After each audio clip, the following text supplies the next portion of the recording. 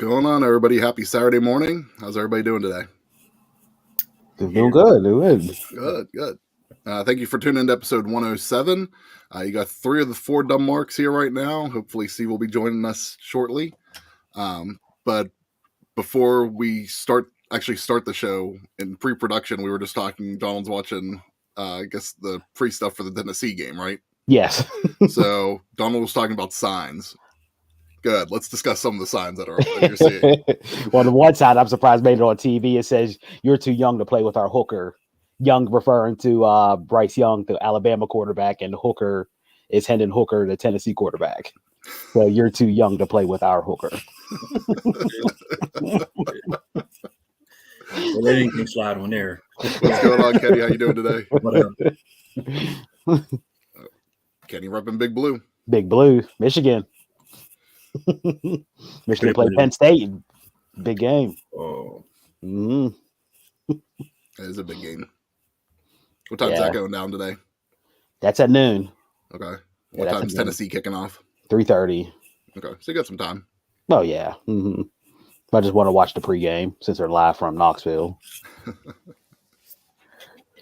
What are you expecting in this outcome? I'll talk about it in sports. There's your teaser. Yep. Stay tuned. But how's everybody's Saturday going so far? It's going well. Here, I have to do my security board of snacks. Jason's gonna be hitting up the pumpkin patch today. So, yes, fun times for them. Man, I'm just there in spirit. Guess who's back?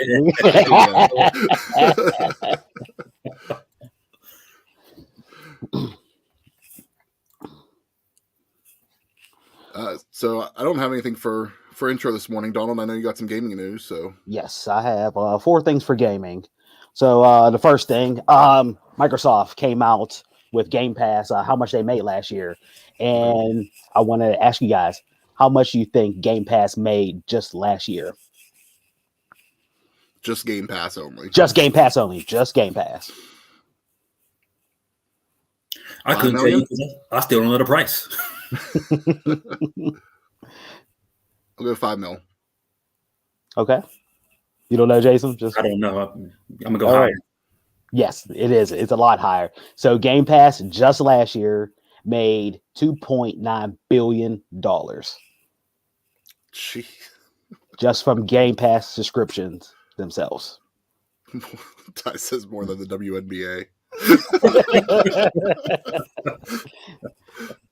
Yes. So people are saying that since Game Pass gives out their first party games, on a subscription, that they're losing money.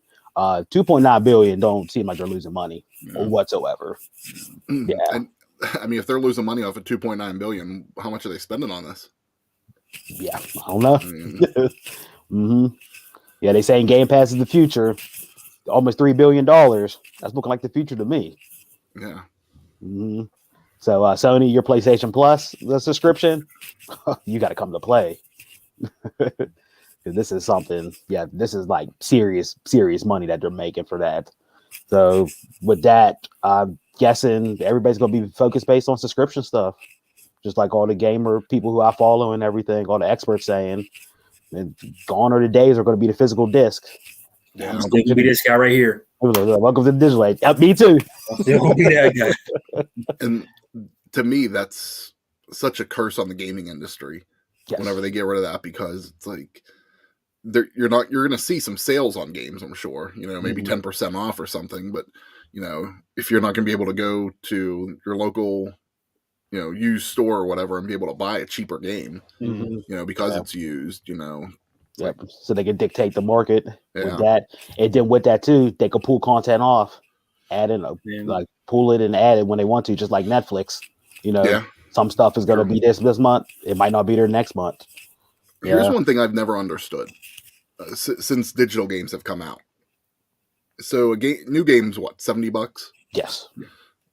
why is the digital copy $70? Exactly. That is one of the pressing issues that people have because they always say it's packaging, it's shipping. That's, that costs. Exactly. That costs like the $70. Mm-hmm. Well, if I get it directly out of my system, digitally, that game should only be $20 then. 30 at most. To me, it's costing you more storage. So, and that is that something that's part of like PlayStation's thing? Like, do you get more memory like in the cloud or anything that? You get 100 gigs cloud memory. Okay. For that, yeah. So is that good? That's where your save data goes. But it's not saving whole games like. It's not saving like the installed games you put on your system. Mm-hmm. It's just saving your saved data from the game, which isn't much. Yeah. Mm-hmm. So this is actually interesting because we talked about Google Stadia recently, about them closing up. Do you ever see it being like, instead of saving the games to your system, like you just play them like PlayStation, like it is all just in the cloud only, like nothing like that would be too much. Not like that, but I think in the future it's going to be like that. Yeah, I'm thinking whenever the quote unquote PS6 come out or Xbox Series, whatever, I think they're not going to have disk drives anymore because you don't see them in like Chromebooks or PCs and all that stuff anymore. It's been years. I think that's just the next step for technology evolution for the gaming industry.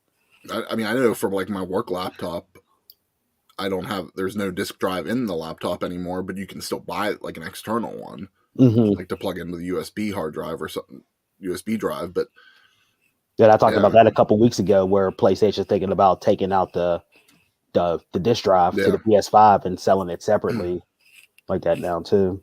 So that could be like the next step before they go all digital. And you said even with that they're going to be focusing more on manufacturing the digital only consoles for a little bit too, right? Yes. Mm-hmm. Yeah. So we'll see. Yeah. But Game Pass made $2.9 billion last year. Also that came out, Sony's coming out with a PS5 bundle of God of War and a PS5 bundle of Modern Warfare 2 on the release days of those games. Sony did not state how much those bundles will cost, but most likely you probably have to pre-order them through Sony Direct. I highly doubt you will try to get those in stores because the PS5 are still not sold in stores. We got the Horizon. I still don't know how much that is. Yeah. So they're doing that. Oh, and also with the God of War Ragnarok, they have a special controller coming out for it. That controller is not added in that bundle. That controller is just separate by itself. Oh, of course. Is it just a design or is it special? It's a design on the controller. Okay. Yeah, it's like the two wolves together, and it's blue, like shade, like ice blue. I like that better than having to buy a whole system. Just if you like the controller itself. So they're doing that. This just came out like a couple hours ago, but Gotham Knights come out next week. Somebody got an early copy of the game. Now, Gotham Knights is the first big game that is not going to be cross-gen. So they X'd out the PS4 version and the Xbox One version. So it's just PS5 and the Series X. Somebody got the game early, and it only runs at 30 FPS. So the backlash is insurmountable on the gamer internet today, because they was like, if you're just going next gen, why is it only 30, frames per second and not the standard 60 or higher? And then the backlash got so bad that the developer came out and said the reason it's 30 FPS is because we have a real tight-knit co-op on there and a real big open world. And those limited us to 30 FPS. And they said, no, that's not a good excuse, because you can get on the PC and it's going to be even, bigger FPS when you get on the PC. That extra 4-person co-op was too much. Remember, you couldn't get it. But I don't think it's 4-person co-op. I'm saying you couldn't even get that. You couldn't even get that. Yeah, they're just running on 2-person co-op for this game. So already the biggest title that's already just next gen game coming out for the holidays is already getting a bad look. The game I just pre-ordered. And then the last. Shout out for Donald. Yes. Go Big Orange. How's it going, Dave? We'll get into that in sports. Don't worry.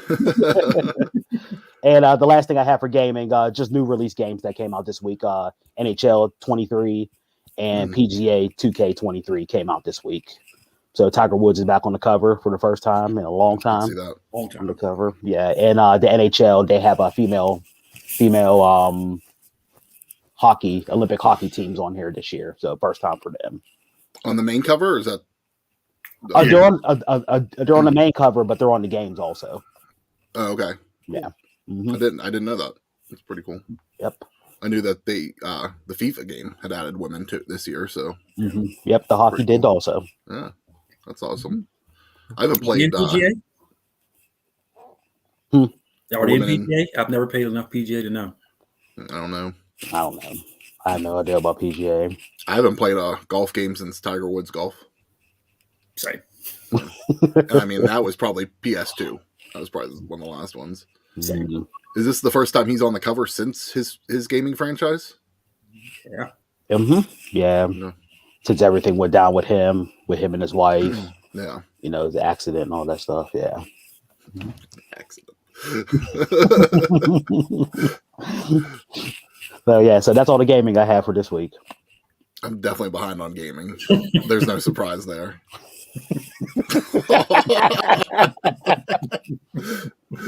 I think that's an extra that you got to buy. That's DLC.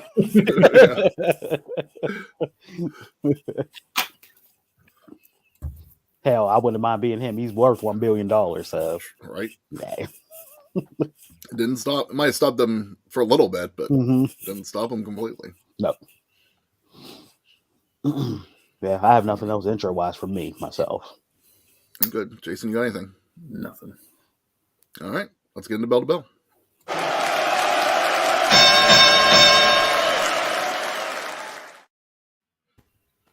I'd say a pretty busy wrestling week. You know, we did our Extreme Rules predictions last week, so Extreme Rules was last Saturday, and then just had a lot going on wrestling wise this week. Season premiere of Raw.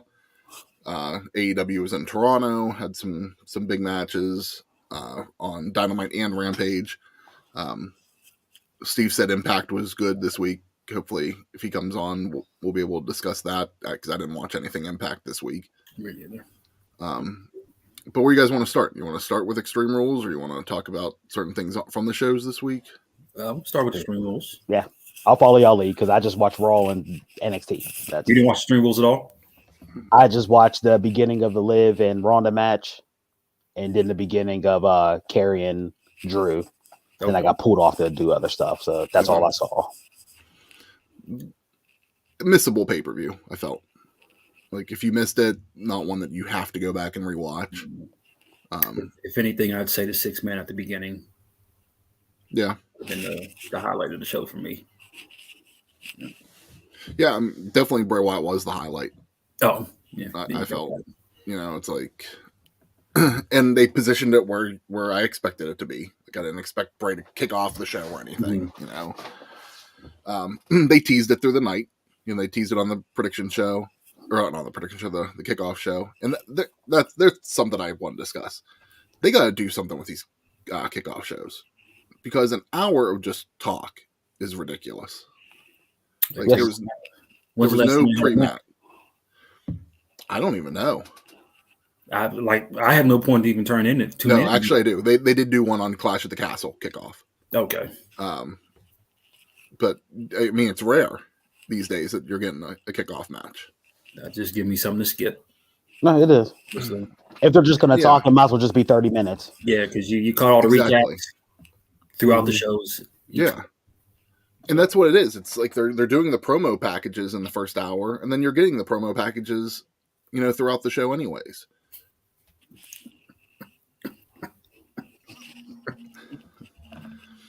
So, I don't know. It's one of those things that unless they would announce a match for the kickoff, like, I'm ready to just completely skip those.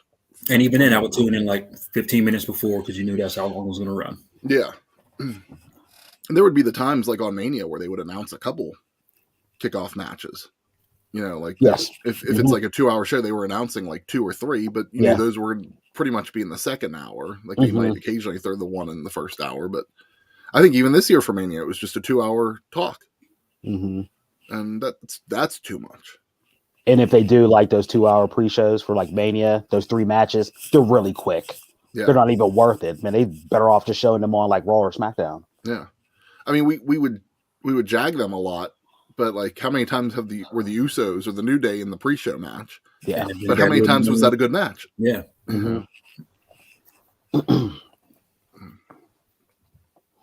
Like, it sucks, you know. Like, I get like they're just probably putting out content.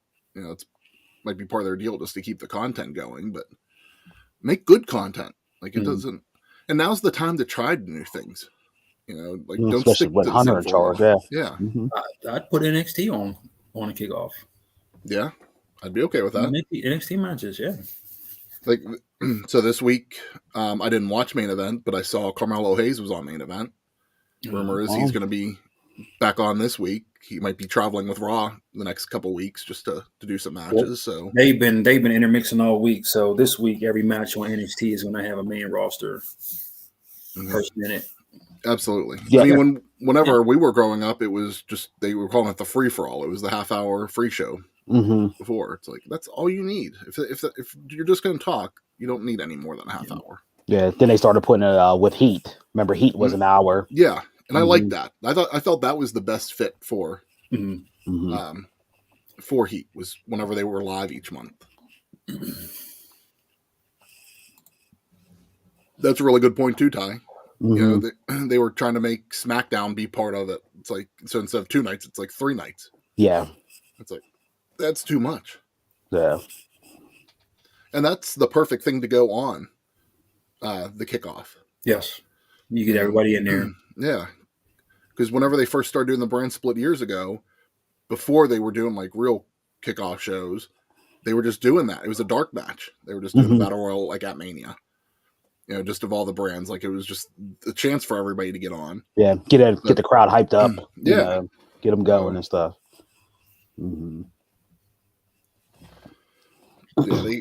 that was the thing that I think that just kind of set the tone for me for the night. I was just like, after the kickoff show, it's just like it hasn't changed, and they just need to do something. But yeah, like I felt like the Donnybrook match was the right match to kick off the show. It kind of was it was fun, exciting to get the crowd going. Yeah, but I felt the fans weren't into the show most of the night. At least they didn't seem like they wanted Bray right away. Probably, like, yeah, that was probably the only thing that they really were loud with was Bray. I give them that, and the ladder match I enjoyed. Everything else was missable to me.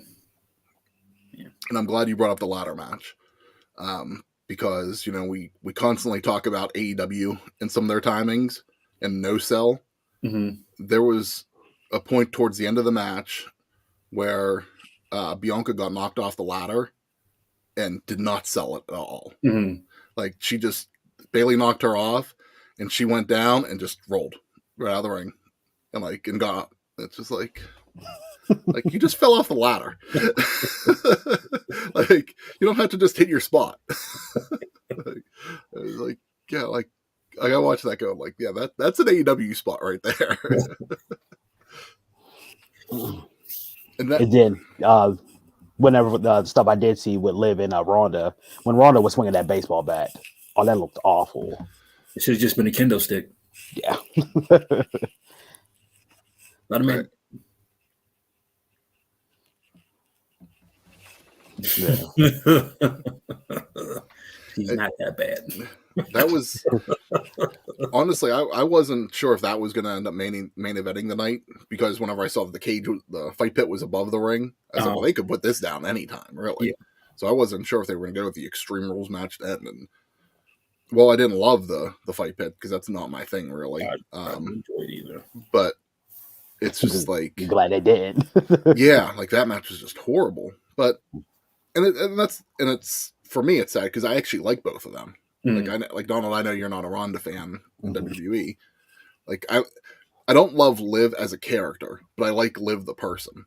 Mm-hmm. Like I like watching her like on Up Up Down Down and stuff like that. Like she entertains me, and like I think like as a person, she's a fan, you know. And I think this is her dream to have always been champion. And I'm really glad that she got that, you know, got that title run, and I was happy for her. But in the ring, it's just I wasn't it's not all there yet.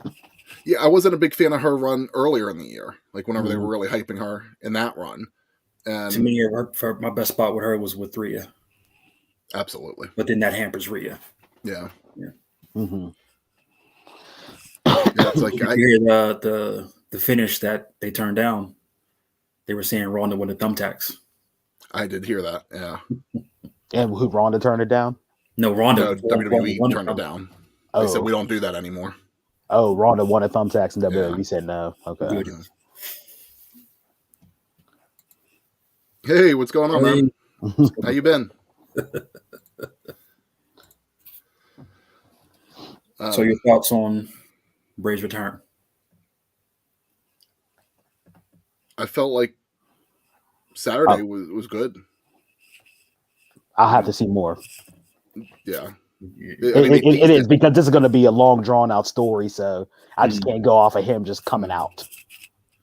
It got you interested, like, and that's the thing that from the QR codes to what they've done just this week, it makes you interested in wanting more. You know, it's like what's going to happen next. SmackDown was a little wild. Bray got cut, but he was just happy to be back. Yeah, it was. Yeah, we're gonna get into that in a second because that was definitely interesting. So Saturday night, you got the whole world in his hands, song playing, got all the characters from the Funhouse all around the arena, and then Bray comes out wearing the mask, the new mask, and the black phone mask. I was about to say, I think it was the phone mask. Yeah, people were calling it. So another evolution of Bray Wyatt, which is one thing that man does really well. He just keeps evolving that character, and he's done that since day one with it.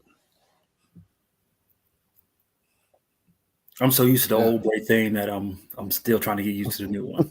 Yeah, the new one last night definitely was different. But I like Saturday night. Last night was Friday night SmackDown was different, and it's like I don't want to judge it yet because it's like I want to see where this goes at the same time.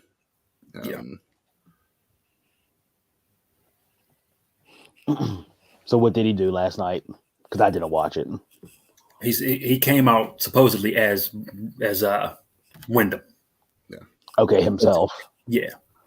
So it's pretty much it sounded like it's going to be him fighting versus an alternate ego of himself. Not fighting, but struggling with that internal struggle. Yeah. Almost like a mental health type thing. Yeah. He can never get that timing right. I hate it. And you're in control of it. You can't get this. That's probably why you just need to bring out a real flame. If it goes out, it goes out. Yeah. So, yeah. Or just turn it. Like turn it. Yeah. Like have a knob to turn it. Last night he cut the promo, like Jason said, as basically Wyndham, talking about how the past year he wasn't sure what was going to happen in his life. Things, he lost people, but the one consistent was fans always wanted him to come back, and he was grateful for the fans. That's basically what he was saying. And it's like, okay, like, and JoJo.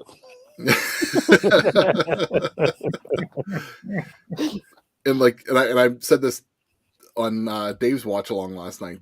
My favorite stuff in pro wrestling is whenever you blur the lines between reality and the show, because it's like you didn't know what was happening last night.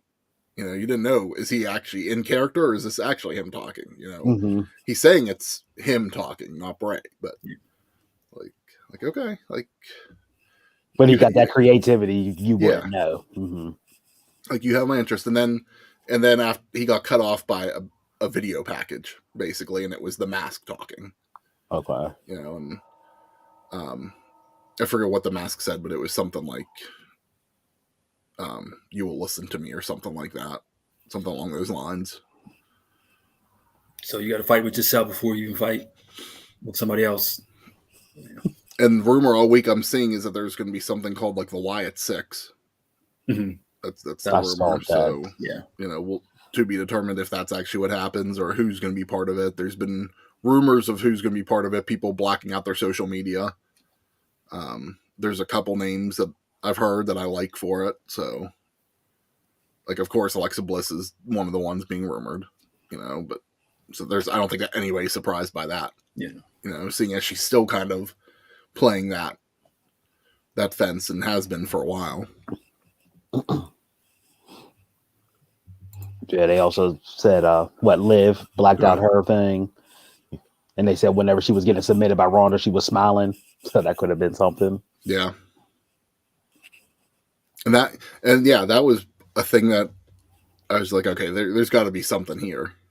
Because Ronda was, I forget what move it was that Ronda was doing to her to finish the match, but she was smiling in that, and then after the match she was smiling still, and it's like, okay, like, definitely interested. Yeah. When and this is just talk here, but how long do you do for the payoff? Do you do this like payoff Survivor Series, like whatever, like moving forward, like if there is a group, would you do this before? Like, do you slowly add them like one by one? Do you have them all come in like all at one time? I draw it out one by one. Yeah. Yeah. Like recruit the team. Yeah. That'll be like anticipation. That's always like how Aces and Eights were during Impact. Yeah. Like who's the masked person? Who's the masked person? Always with them, until it's time. And don't let your last person be a bum. Like Game of Thrones. Yeah, and that's what I've been seeing is that the rumored match that I saw that's penciled in right now is the Bloodline versus the Wyatt 6. So why they're doing it that way, I don't know. Unless Bray's going for the title, but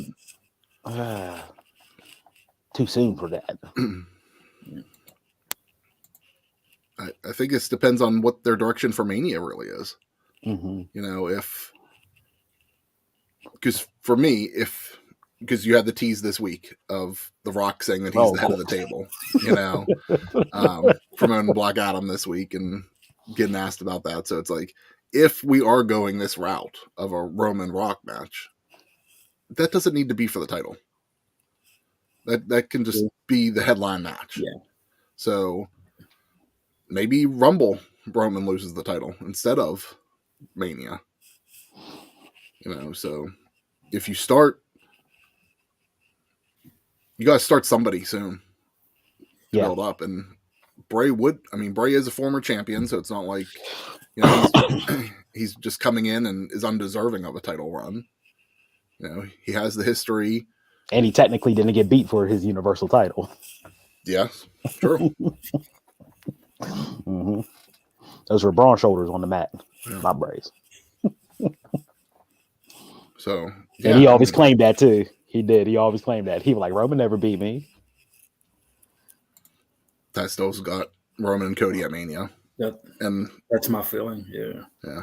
I'm not opposed to it. And I've been seeing rumors that Cody's rehab's going well with training. Of course it is. They're saying he's ahead of schedule, but they're not trying to rush him back. I mean, I'm sure he's got the Cena drugs. Probably should have been back at SummerSlam, but rumor is that they're not sure where they want to bring him right now. Do they want to bring him for Rumble, which is where I'd rather see him? Is a surprise entrance. But Triple H is making roster moves. Yeah, he might be next week. But they also have Day One in Atlanta, and they're thinking about maybe bringing him back for that too. So. For his hometown. Yeah. So it's like I could see either one, or maybe they announce it in Atlanta. Maybe he comes back for that and announces for the Rumble.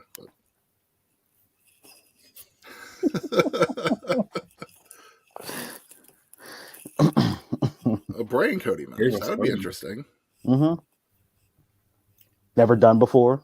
Have to go through gimmicks. Mm-hmm. Go through different gimmicks. Gimmick match. We don't need that. We saw that with Matt Hardy. We don't need that.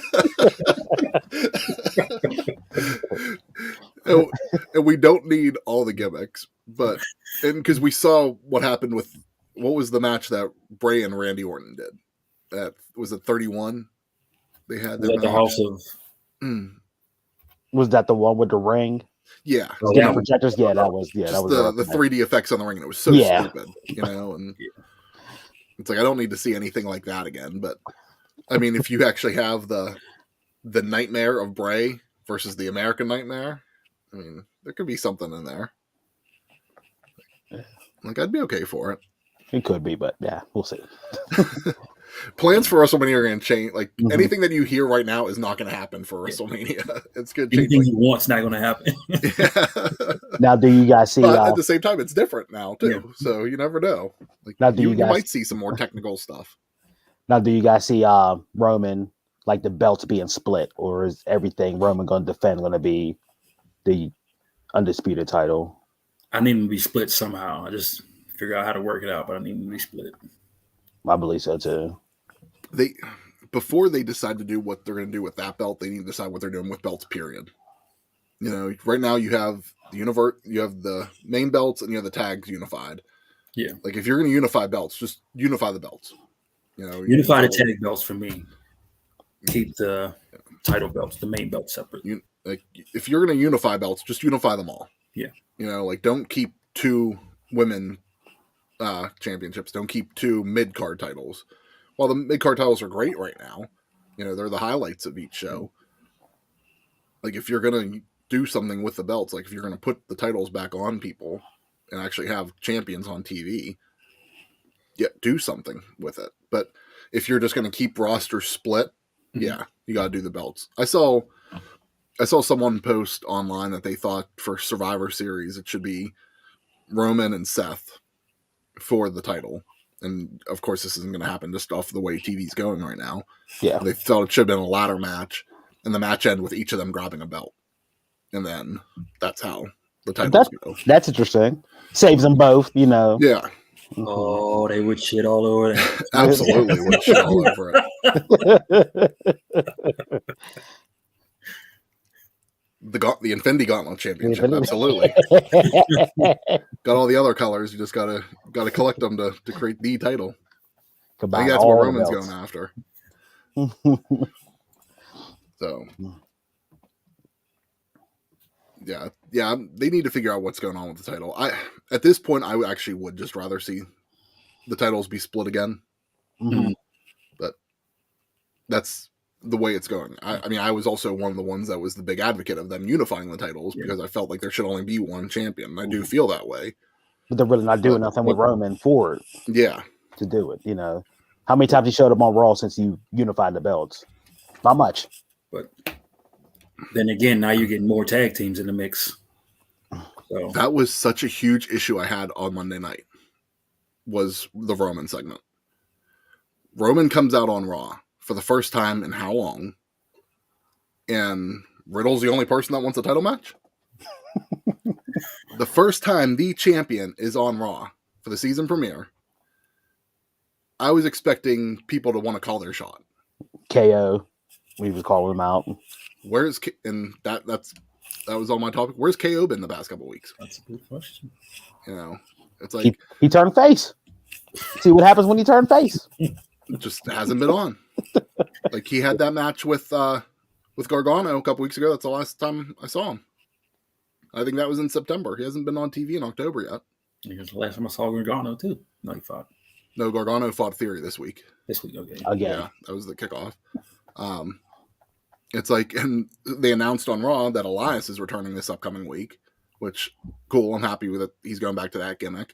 Had to let his beard grow in. Yeah. But if you even tell me that Kevin Owens is showing up for that segment after not being on TV and everything that he's done the past, couple months, like I'm going to be pissed if he reverts right back into that storyline. It will. It's not over. It will. Mm-hmm. Continuity. It's long-term storytelling. That's not a bad idea, Kenny. War Games, the Bloodline versus the Brawling Brutes with adding Drew to the team. True. Okay. If Sammy would lose the match, and that's what I said, the past couple of weeks, I'm ready for that payoff with Sammy.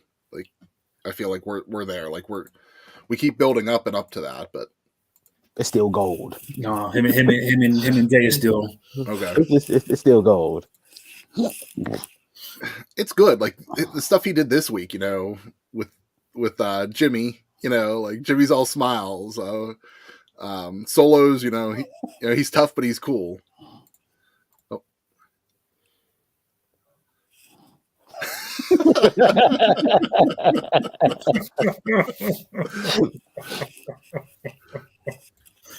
I'll be Kevin Owens for that.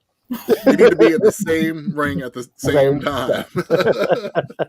They need to have a tag team match where I see one on the apron and one in the ring. Ezekiel was funny. I'm not gonna lie. I mean, there was to a point that I enjoyed it. Yeah, but I think running a lot. Yeah, it was limited. Elias is definitely the better character, and I think Triple H had more respect for that character than Vince did. Yeah. So I'm glad he's bringing it back. And they said, even down NXT, that was more of a main roster gimmick anyway. Yeah. Elias. I mean, just the stuff alone on whenever he was heel Elias, especially, him going in and shitting on the cities. He was over with that. Yeah. No, he didn't. How many Elias matches were he didn't have to. Then the whole walk with Elias, he got over. Yeah. We went to WrestleMania 35. One of my favorite segments from that was the whole Elias Cena segment. Then everybody was just chanting it in the subway and all that stuff going out to it. It was either Adam Cole Bay or a walk with Elias. Yeah. And the WrestleMania before that was New Day. Yeah, New Day was a Dallas one. Yeah. So, reverting back to Roman, Monday night had a huge issue with the kickoff with him coming out. Doing that. Like, and it bothered me too, because I really liked the opening. Like, they kind of did the opening to Raw kind of felt like a cold opening to me. Like SNL, because you got DX talking in the back, and kind of reverting back, like, you can't say this, you can't say that, from 25 years ago. And then you got the intro package, and then they came through the backstage area and into the crowd to kick off the show. And I was like, all right, that's kind of a cool opening. It's something different that they normally don't do for it. I was like, that kind of really got me into it. And then Riddle is the only person that wants a title shot on Raw. I was like, you gotta be kidding me. That's just like the contract that Moxley put down for a title shot, and nobody came down for it. Yes. In AEW. Yes. Like that. Except for Ace Steel. The biter. And knowing you can't face for the title. So you get Sammy. Dude, I didn't I didn't even watch was what it was. I didn't watch that segment. I have no use for them people at all. Yeah, it was what it was. I thought it was kicking something off. I wasn't expecting it just to be, hey, we're here to celebrate 25 years. I thought it was going to be to kick some storyline off, and I was highly disappointed. Celebrate 25 years. Celebrate Raw's 1000th. Like, here we go. Blood is rushing.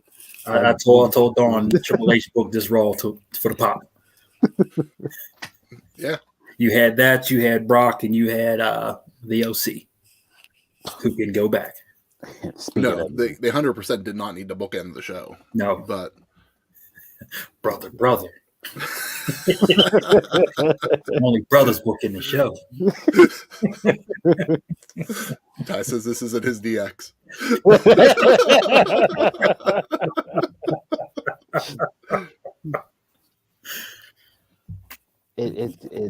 I think they've been celebrating every year. It's too much. Yeah. I mean, again, everybody on the show, everybody in the comments know my take on the Legends. Give it up, like, please. Only reason I only 25 years, 15 years. Running, at least a run. I felt like you got the big celebration for their Hall of Fame a couple years ago. Yes, that should have been it. That was your moment. Yes, and especially when you couldn't do everybody.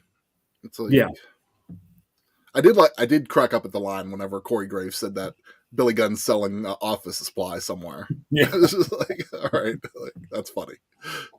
And then then Taz mentioned it on Dynamite this week too. Like, okay, it's just too much. The Los Periquas.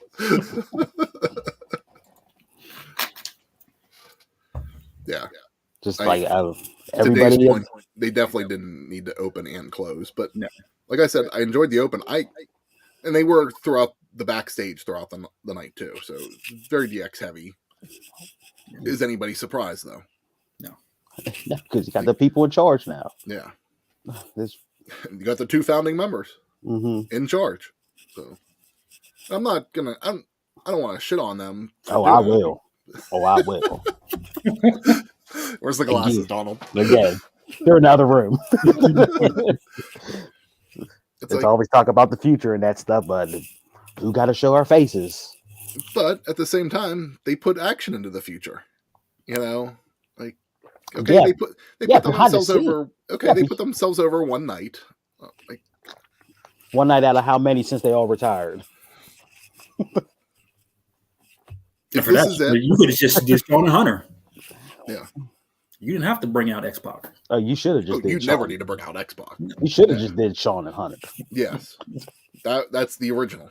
You know, give your shout out to China, give a shout out to Rick Rude, and being part of the original team, and move on. But sorry, Road Dogg, you just living off a name. They both are. More X-Pac. Like I'd like to know what X-Pac actually does, because. They got to give him a paycheck. I'm guessing just to give him a paycheck. Just like, we're running things now. You got a job. You don't have to report, but you got a job. Surprised they didn't bring Nash out just cause. I know it wasn't a part of DX, but damn it, you're our friend. Yeah. You're our friend. Just come out.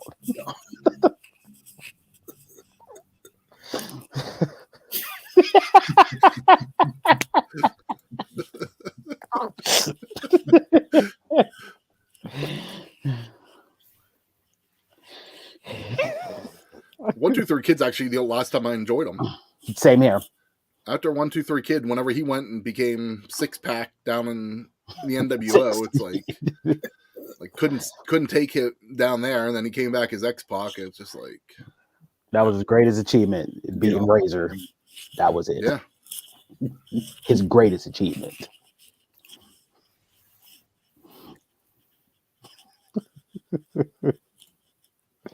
Sitting here working on trivia for Monday. Little Hunt, one of the questions, it's been 9 years since all 3 members of the Shield held a title at the same time. 9 really? 9 years? Jeez. Wow. Yeah. It ain't in the same promotion, so it don't count. It was a U.S. title. And one of the people shouldn't have the title, period.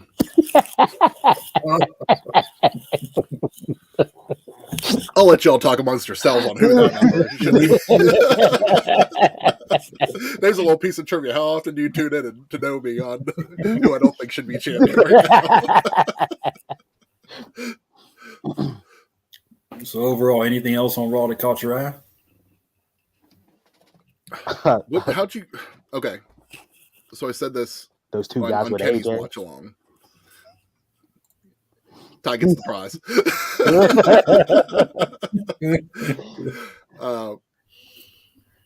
It felt like Vince was running the show Monday. That's the type of episode it felt for me. And it really hit me whenever the Miz segment. Everybody knows I like the Miz. Yeah. Like enjoy him, enjoy Maurice, but why did we have to go back to the ball segment again? We did. Like we moved past that months ago. And just to do it, like I'm cool with them doing the birthday celebration for him. Cool, like do something with it. I don't know. I feel like Miz is always celebrating something. Then his birthday just happened. True. There's always Miz and cake somewhere. Yeah, it's what they do. But the one thing, like I felt the crowd wasn't into the segment at all. Even when Loomis came out, I felt like the crowd was dead. And they didn't get into it until they wanted him to eat cake. They're there. They get you just enough to chant "tiny balls," which can which can go. Yeah. Like, was completely a wasted segment. And I'll be the one to say it, and I think Steve would disagree, and we'll see what you guys think. To me, Dexter Lumis is too one-dimensional. And that's how I kind of felt on Monday night. Like, okay, we're doing another stalking gimmick. He's going to attack. No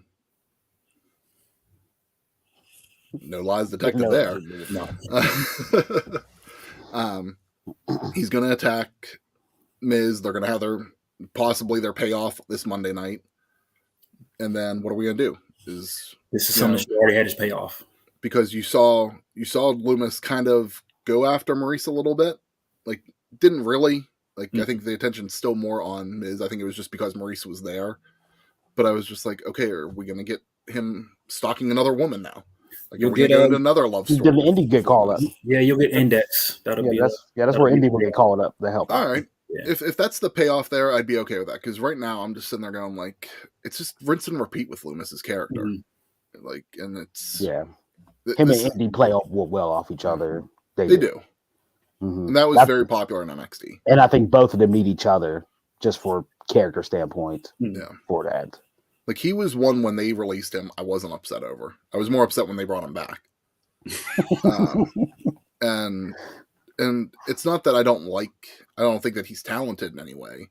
Just what I said, I just think he's one-dimensional, and there's not a lot of room there for that. Like, it's going to run its course real quick. Like, because I got bored with it in Impact when he was down there. It's like, I got bored with it in NXT, and now I'm already bored with it on the main roster, and he's only been back 2 months.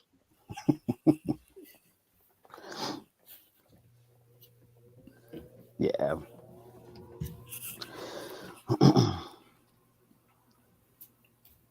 No, we do not need that time.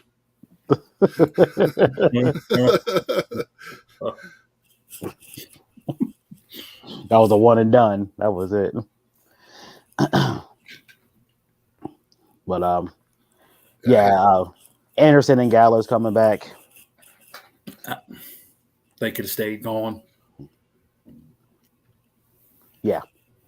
You know how much I hate Gallows. Yeah. There's your version of the people that should have stayed gone. Yeah. Once that came back. Definitely stayed gone. Only reason they got hired back because they're friends with AJ and Finn. And I knew it soon as Finn or as soon as AJ started cutting his promo. I'm just like, you could tell that it was happening because AJ's gear had all the club Japanese writing on it and everything. I don't pay that much attention to AJ. Yeah, so right there gave it away. Right there, yeah. Whenever you told me about it, I went back and whenever I watched it, I was like, that gave it away right there. Why specifically Gallows? He's terrible. He ain't been good since he was Festus. You're a big guy with Kevin Nash knees. I hate you. Kevin Nash knees. I don't think he's torn his quad as many times. It's just not needed. To me, I feel like that they are the Cal O'Reilly and Bobby Fish. I'm just going where my friends go. Yeah. It is. It was like, we did the whole AEW thing with the Impact, Forbidden Door. Now let's go back with our other friends and do this. But is this good long term? Like, to me, this is just bringing them back for a storyline more than anything. No, they bring nothing to the table. Yeah. Nothing. They bring absolutely nothing to the table. And I hope I hope the Undertaker come back and take him out again. Yeah, because I don't think that you need them, like with AJ, to go past whatever this storyline is going to be with Judgment Day. So if it goes to War Games, okay, that's it. We're going to book 2 new War Games already. And so that's one of the other rumored matches is Judgment Day being the 3 of Finn, Damian, Little Shit, and Rhea. And it's rumored to be against the OC and possibly a female added. Who do that as the female? Yeah, see, that's what I wanted to know too, because they're doing so much with Judgment Day, but like it seemed like Rhea's just getting left. She's like a permanent valley for them. Yeah, it does. To me, she's the highlight. she is. Yeah, she is the highlight, but they're not And doing. you don't even got to wrestle. She's the highlight. When's the Yeah. last time she had a match? Exactly. A month ago. Yeah, this is my point. It was like it's just focused on like the guys having a match, and she's like the permanent manager. But it's like they've done this now a couple times with, you know, the whole Edge thing with teasing Beth. And it's just like is there going to be a payoff for that? It's like I'm hoping. I would love to see a Beth versus Rhea match. Yes. Somebody said big meaty women bumping meat. But do you just put Beth in for Extreme Rules just to get that payback, or not Extreme Rules, into War Games? Oh, she's hurt. No, I wouldn't put them in a. Oh, I didn't know Rhea was I hurt. didn't know she was hurt. I thought it was just bad writing. Now, how do you pull that match off if you can't touch? If you can only focus on Rhea. Do you end the match with the two of them? Like they're automatically just the last two? I mean, Rhea can beat the shit out of anybody, so True. You know, she can go in, then Beth comes in last, and you know, then the two of them just fight. You couldn't start it off because that'd be way too much. You could start it off. You can. And plus, Becky took an end of days. Man, that means anybody can take anything.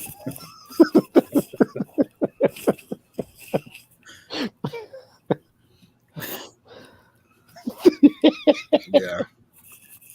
You went from I quit to you're number one in line for a title The shot. IC title. What? Yeah. So last night on SmackDown, I think we can move past Raw now. I think we covered everything.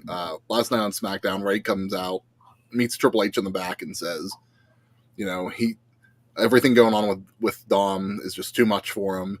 He doesn't know what to do. He will never fight his son, who's basically, you know, Undertaker saying he'll never fight Kane, and saying, I'm gonna, you know, I just want to quit. And so Triple H goes, no, let's go in, we'll talk. Apparently, the conversation was Ray moves SmackDown now. I don't know, because again, I didn't see all of SmackDown. I don't know how Ray ended up taking Karrion Kross's spot. Karrion got taken out in the open. Okay. Yeah. Drew took him out. So yeah, Ray took Karrion's spot in the main event for the Fatal 4-Way match for the number one contendership for the IC title, and booyaka. So they had to book this as Karrion all the way up until the match, and then the announcer said, due to injuries, Karrion can't compete, and then here's your man. Booyaka.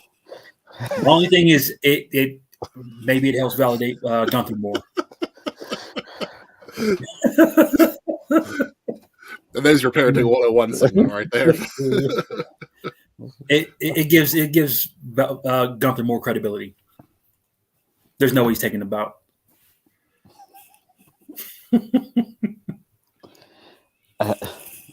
No. It's another David Goliath match. And how many times have we seen this with Rey Mysterio? As long as he gets bounced off a pole, it's good. Thrown into a trailer head first. To a stretcher and bounce him off of something. No. That's somebody's spot. Rey Mysterio top match, him, Eddie Guerrero, Halloween Havoc, 97. After that, best Rey Mysterio moments. Kevin Nash throwing him like a lawn dart into the trailer. Big Show smack him off the pole on the stretcher. Those are the Rey Mysterio highlight package.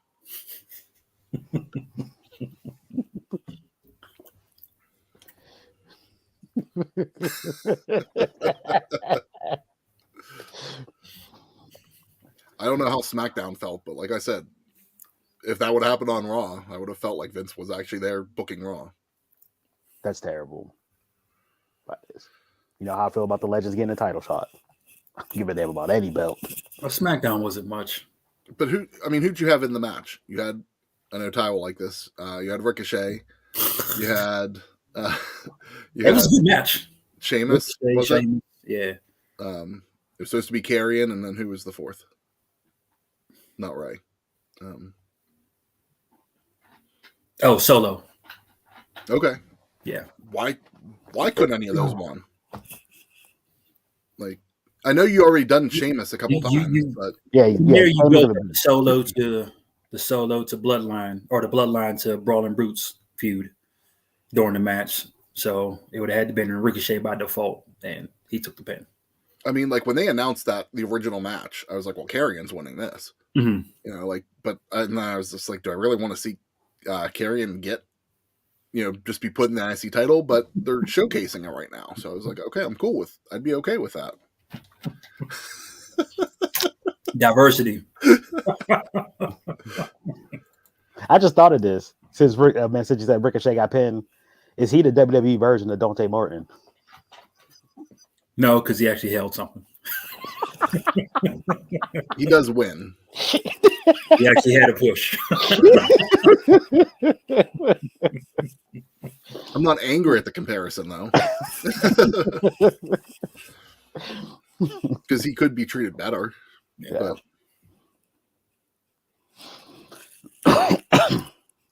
Dave, if that's the way they're going to go with unifying titles, yeah, that would be a great way to go. Mm-hmm. But it's just, is that how they're going to go? And that would be another great way of Sammy not proving his worth, that they had to bring in Solo to get those titles. Mm-hmm. Solo got to work on staring into the right camera. That's all. He's an enforcer, so he don't have to look directly at the camera. He always looks to the wrong camera. I remember. Producer got to make sure he's in the right camera. Remember, he's the enforcer, so he got to be the lookout. So he's scanning the room. You don't have to look at the camera. Y'all missed Sammy doing the Uso bump. He did the Uso corner chant. I did the little run, the little hip check. On SmackDown? Yeah. Okay. Yeah, I don't witness that. That's why that story's still gold. It is. That's why him and Jay need to be a tag team. And Jay helped him win. That's why him and Jay need to be a tag team. At some point, Jay and Sammy. Like somebody said, have them the last two people coming out of the War Games chamber. Just so you can see them argue with each other in the cage the whole time. See, I'm just waiting. I'm waiting for that backstage segment of, GTV to catch the Bloodline talking shit on Sammy in the background, like where no one likes Sammy, and they're just doing this to make fun of him, basically. Mm-hmm. And like, don't be a bully, be a star. Like that's what I'm expecting. Like that's gonna, to me, that might be part of the payoff, is that they've never liked Sammy. They've just done it. Just, to me, that would escalate them more as heels if they would do something like that. That, no, we never liked this dude. Like, all he is a waste of talent. We just thought it would be funny just to have him be our lackey. Or it was Jay and Sammy all along. That would be a twist. I'm the only one that liked him.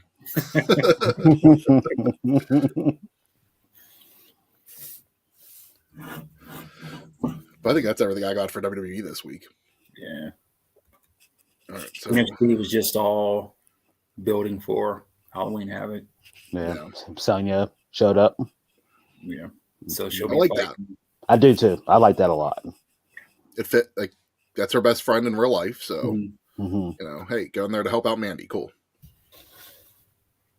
I'm interested to see how this week goes with everybody facing the main roster talent. Yeah. See how it works, but yeah. Have they announced any of the matches? It's going to be Cora and Rhea, not Rhea. Gonzalez versus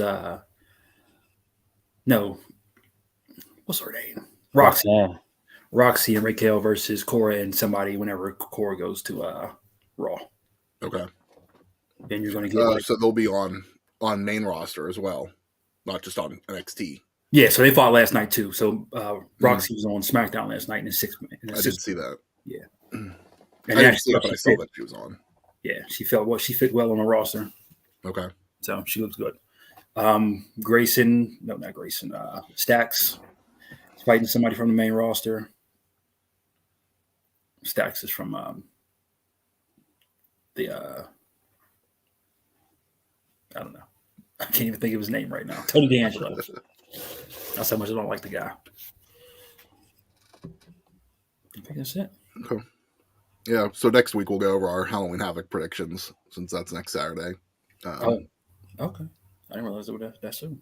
Yeah, next Saturday. So yeah, I might actually tune in for NXT this week then, just to get the final stuff. I've watched like clips, but I haven't watched like a full episode in a bit. So let's head over to Dynamite. Where you guys want to start with Dynamite?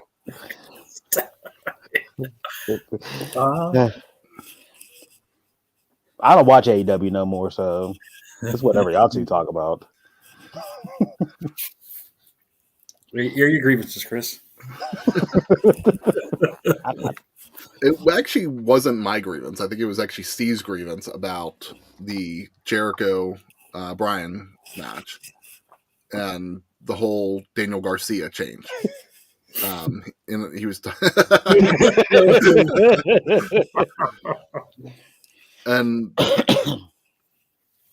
Steve. I think, and Steve will have to go into this himself, but I think he was saying last night that he just felt like here we go with another change of Garcia. He already had one change, now he's changing again. It's like, son of a. You all right? Yeah. I didn't actually have a problem with that part of the match. What about you guys? Donald, if you didn't watch, it's fine. Yeah. I feel like he's going to be the guy to actually dethrone Chris Garcia. Yeah. That'll be good because that's maybe he wants to be the guy instead of taking it off of Daniel. You take it off of Chris. That'll be good because that's actually pushing future talent. Yeah, and I mean he's pure champion right now. Whether or not you need him to be both, or he drops the title before that, I actually felt like, and I don't know if this is how it'll end up playing out, but the thing that I thought was, he turned and sided with Jericho on Wednesday night. But it didn't feel like it was that, like, where he really showed passion that he sided with him. Mm-hmm. And I'm questioning whether or not Jericho, maybe the story's going to be that Jericho threatened him somehow. That you got to, like, hey, we're your crew. You got to help out your crew somehow. And that's going to be how it's playing out, just to delve more into the eventual complete split of the two. And that's kind of how I felt going away from it on Wednesday. Like, that was the first thing I thought. Like I didn't feel like he really turned his back on the Combat Club or Bryan. I just felt like, I think that he might have been forced into siding with. On Friday, you got the celebration as them as a whole, JS as a whole. Okay. I mean, I didn't see that. So how'd that go? I fast forwarded because it was JS, but he actually spoke. So I'm going to go back and watch what he said. Okay. Yeah, I'll have to do the See same. how that plays out. I missed that. Big Show taught Daniel Garcia well. That was, I think, Steve's thinking on that. It's just another switch. And if it would go to that Daniel Garcia becomes the ROH champion, I'm cool with that. Kid's talented enough that that's a belt for him. Like, the title that he has right now is a good fit for him as well. Yes. So, not that they do a whole lot with it, but that's a whole conversation for the whole Ring of Honor brand in general. But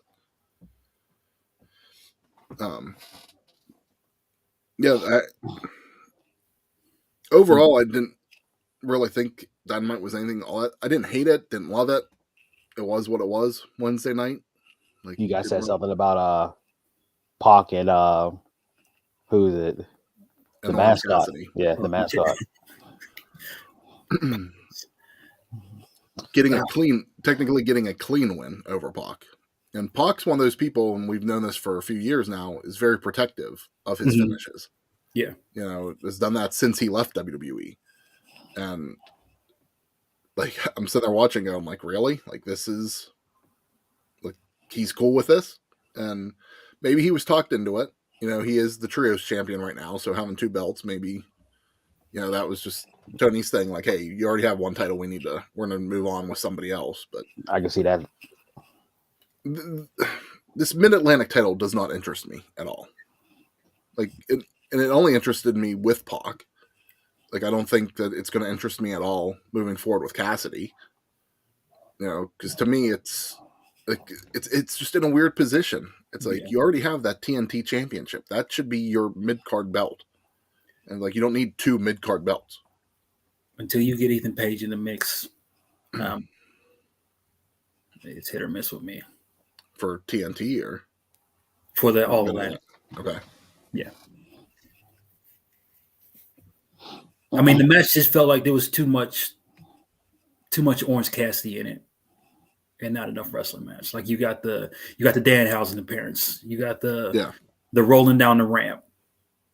It's like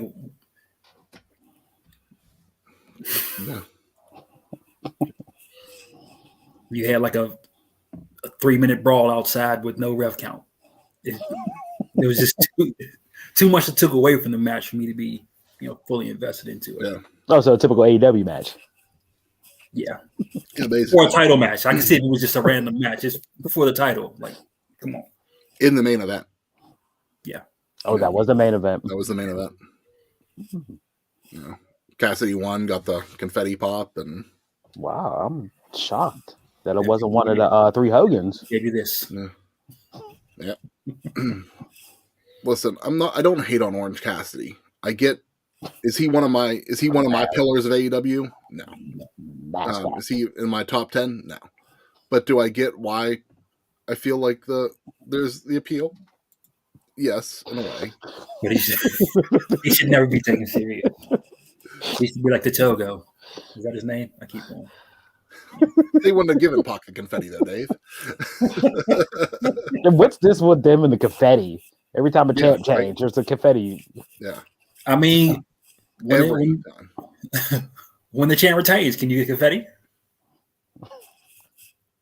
Or is it just between changes? Lex Luger got confetti at SummerSlam '94 or before count out. Before count out. Yeah, like what is this? This is a Victory Europe Day. We won World War II. I mean, I guess it was in Canada, so it's like, I guess that's why we got the All Atlantic title match in the main event. But there you go. They were international. I forgot that I was just sitting there pissed that all 3 of them had in the FTR match had a sharpshooter on. Okay. In the ring, and I forgot they're in Canada. That's why. Okay. So it cracked me up on Wednesday. FTR and who else? Spears. The Pinnacle's back. The board. He came back. The Pinnacle's back. It's the Pinnacle and Samoa Joe's basically taking over MJF's spot. Because it's Wardlow, Spears, and FTR and Samoa Joe. Without Tully. That's why I don't. Without Tully, yeah. Like, really? Like, that's a group that should never even been broken up in the first place because of how much they hyped it up. Mm-hmm. That should still be one of the groups, but.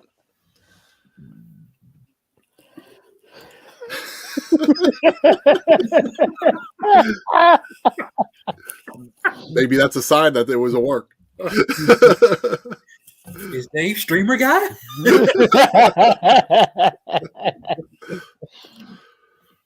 One of the things I found funny in Toronto was the backstage segment with Nyla Rose. So she's stolen Jade's TBS championship. Perfect out here. And they were doing a backstage interview, and Nyla Rose, Renee says something to her about, like you aren't the champion, and Nyla goes, "Possession is 9/10 of the law." I'm sitting there thinking, like, we're in Canada. Is that actually the law? Like, I get that's a law in America, but. And then I like when she won, Vicky came out with the 1-0 poster. I didn't see that. Yeah. But at least they're doing something with Nyla. Yeah. I guess. Yeah. But I was just thinking about this, like the women's division. Who's the heel? There's only one heel. Didn't Cody said there was no heels and faces in AEW? Come on. Cody's gone, man. Cody's gone. It's Tony Khan's world now. You had Thunder was supposed to be Thunder versus Tony. Now you got Tony versus Cena. And Britt's your only heel in the main event picture.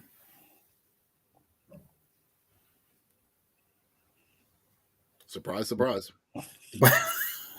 I just think that's something you got to work on. Yeah. Yeah. There's a lot they need to work on. Yeah. Anything else on AEW? Your thoughts on the never-ending Luchasaurus Jungle Boy saga storyline? Thought that should have wrapped. Are they waiting for Christian's arm to be healed? Probably. Okay. Healed. Okay. And that should be. But this man been laid up for how long? What is the injury? Does anybody know? No. Being a legend. Jamie Hayter's got to heal, Dave. I'm just wondering the timetable.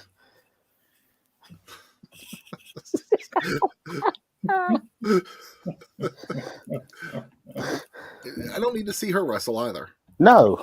I hope not. No. Christian has the broken heart. No. Sarai don't need to be wrestling at all. Her time is up. I agree. Yeah. You can stand backstage and say it's time for the main event. Yeah. It was like I classed I almost classify her like as a CM Punk whenever he came back. I'm like, she's been out the ring for so long. Like, I don't need to see her. Mm-hmm. And if the rumor is true that they're going to do an AEW women's show, she could be the GM, the face of that. Let's not give him enough time on Dynamite. Yeah. But we'll give him a whole show. If it happens, we'll see. That ain't happening. But that's everything I had for Dynamite really this week. I didn't see Rampage, so what was Hangman and Moxley on? That was on Dynamite. On Dynamite. Okay. Did you watch that segment? When Hangman came out.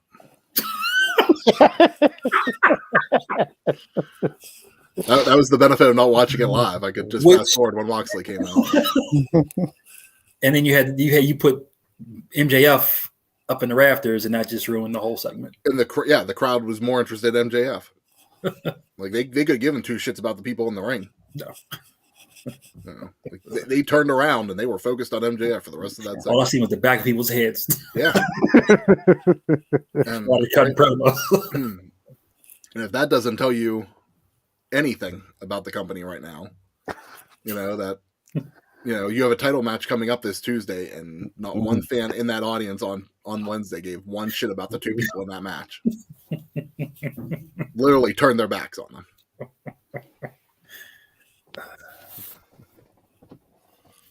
Come on. You want the link?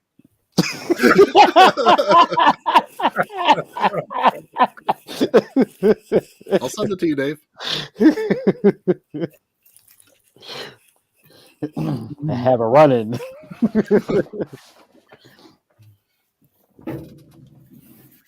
I don't really have much on AEW to talk about. That's all I got. Hey, that's all YouTube.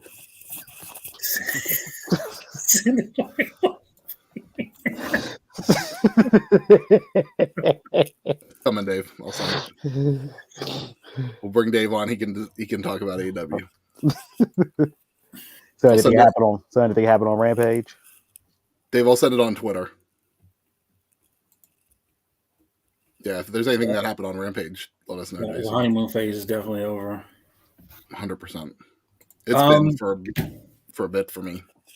Rampage, you got the return of Stu Grayson, and you got the debut of Maria Kanellis, Mike Bennett, and Matt Taven. I don't know the Kingdom. The Kingdom, okay. Now I like Matt Taven, but that's about it. I think I saw a rumor was that was Bennett part of? Was Bennett part of the Kingdom?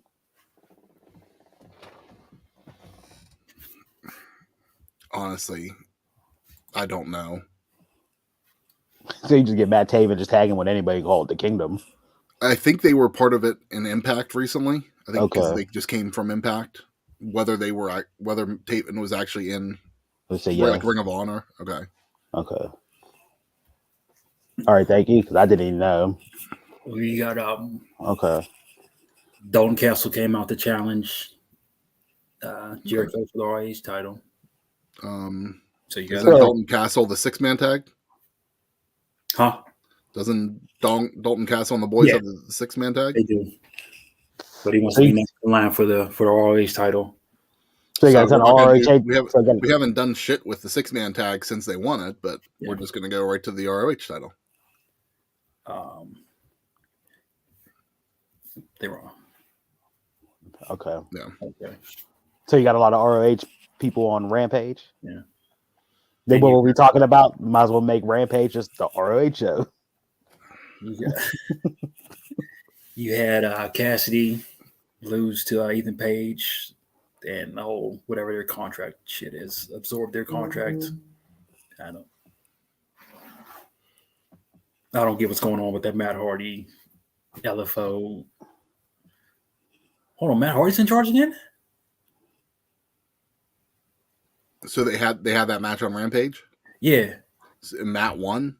No, Page won. Okay, so yeah, it's then. So now they're acquired their contracts, right? Yeah. That was it. What is that, the firm? Sure. Whatever. I honestly don't know. So Hardy was back in charge of the LFO when Andrade left? Is it LFO? No, HFO, Hardy Family HFO. Office. Okay. I can't believe that thing is still around. When Hardy and the Private Party came out the other day, I was like, oh, they're still together? But how's that still a thing? But I don't even know, if they've been doing stuff. The way they acted on Wednesday was that they've been feuding or something. So I don't even know if that's been a thing on Rampage lately or. Man, I just got to say, it just hit me. Jason's the one consistently watching Rampage. A round of applause for Jason. No, don't. I'm doing my job. It's work. When it was good, you didn't tune in for it. You didn't do your job. So I have it all backlogged on the TV.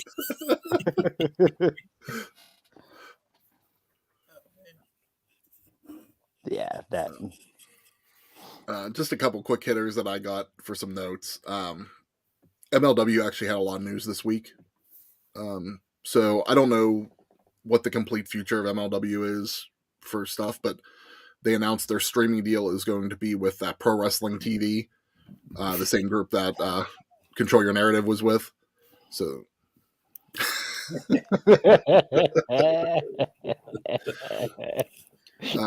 So I'm not sure if they're going to be completely off YouTube now once that takes effect in November, or if YouTube will still be a thing. I'm hoping YouTube's still a thing because that's the best way to watch MLW.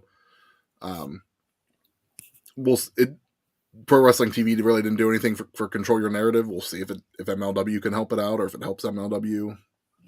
I haven't used that service yet, but it's free, so that's a good thing. Control Your Narrative still a thing? Not that I'm aware of. But once Carrion and Braun signed, that was the end. Yeah. So they're going to start their new TV deal with, I believe, Battle Riot on November 3rd. So looking forward to that. Okay. They also announced Matt Striker is returning to their announce team, which I'm all for because I'm a big fan of Matt Striker as an announcer, and he was a good fit down there. I still understand why Impact let him go, but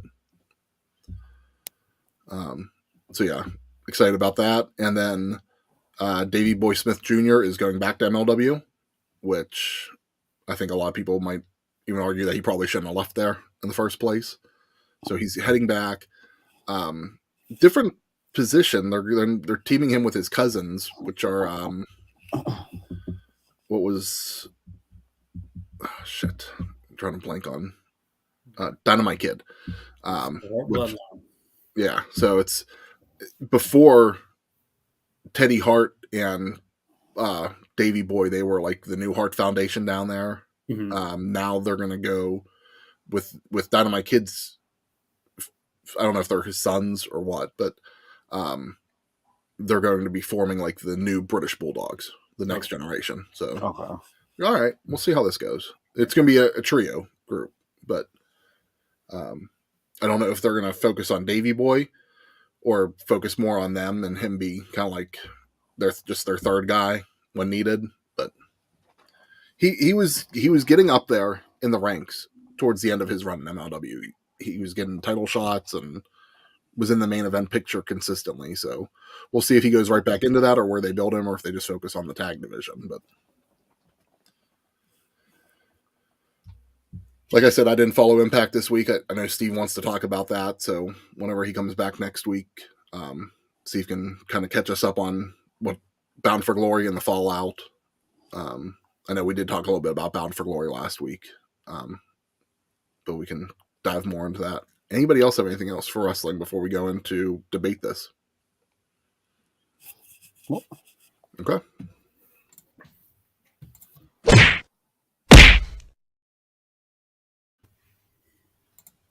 So this week's debate this, Steve brought it up. We're going to talk about who is the biggest heel from the Ruthless Aggression Era. Your choices are JBL, Edge, Randy Orton, and Triple H. Who wants to go first? I'll go Triple H, but I love JBL's antics. I'm going to go Triple H, though. Okay.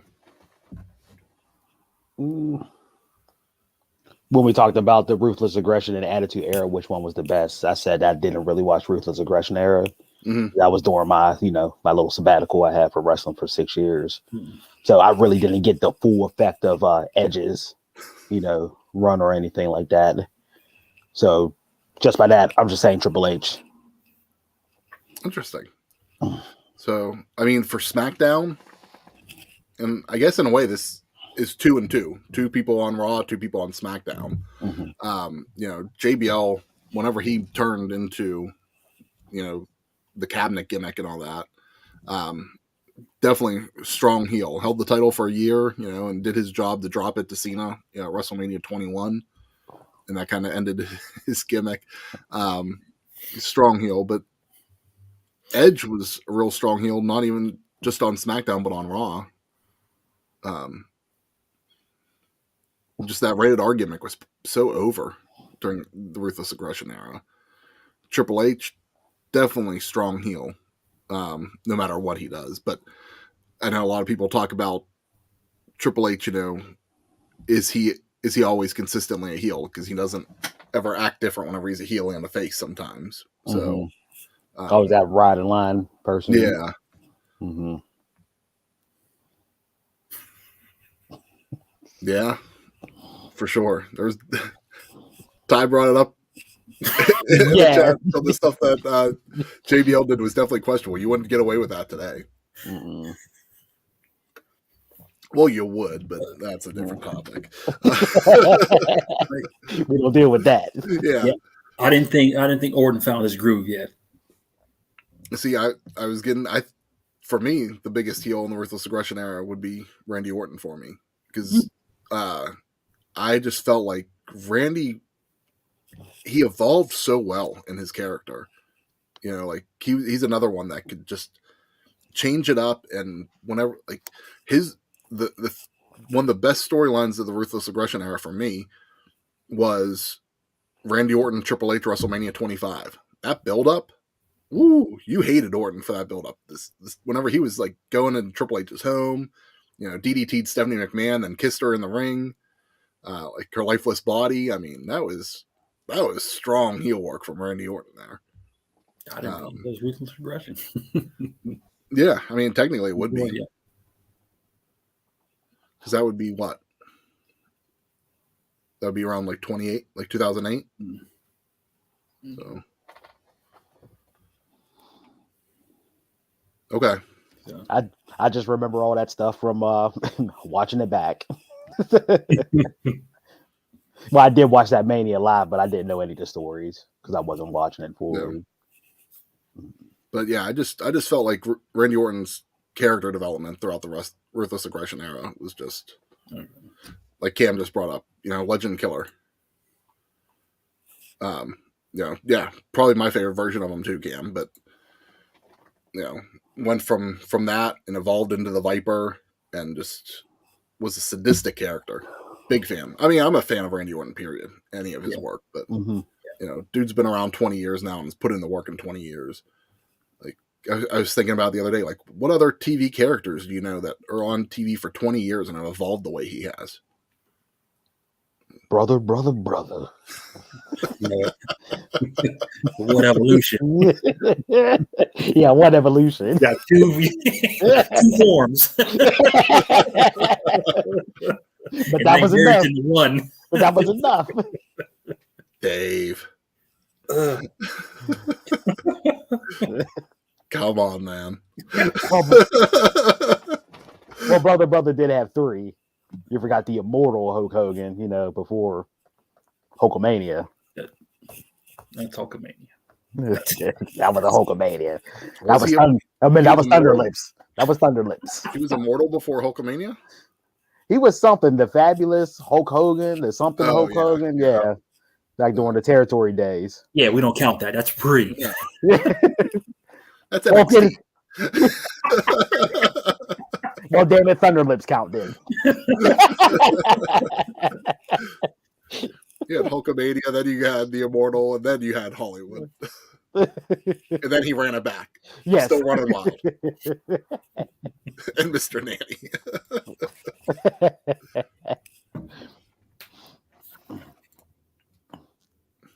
Anything else on the heel? He said Thunder in Paradise. Suburban Commando. How did we turn Ruthless Aggression into Hulkamania? IMDb. Santa with muscles. Because it's wrestling.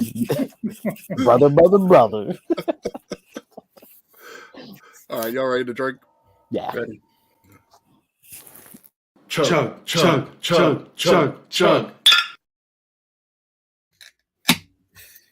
Surprised it's still cold. Yeah, mine's still cold too. But I guess being in the basement helps for that too. When you got an ice chest.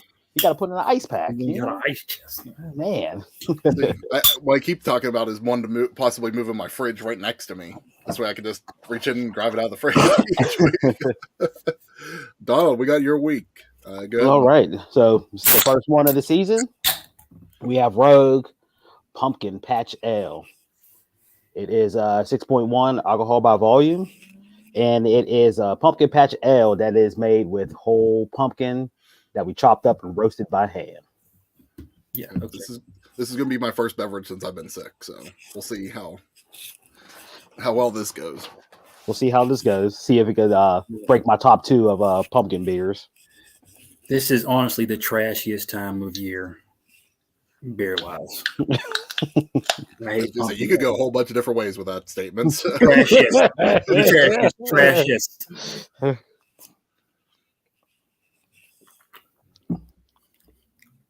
Yeah. I'm not really smelling the pumpkin. No smell. I mean, there's a hint of something, but maybe it's the roasted. Mm-hmm. It's manageable. Down the line, smooth. It's PSL season, baby.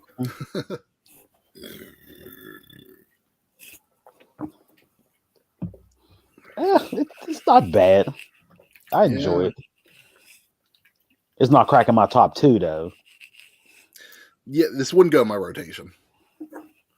Like if I'm at like a beer event and I'm trying different, like the zoo does, like their zoo brew in the fall. And if if I went and I had this, I'd be like, okay, it's not bad. Mm-hmm. But if this is something that like the whole hog or blockhouse, number 1, those I'm gonna go get before I would even pick this up again. Yeah, this is the best one I've had, and it's still trash. Really? Yeah. What do you like about it?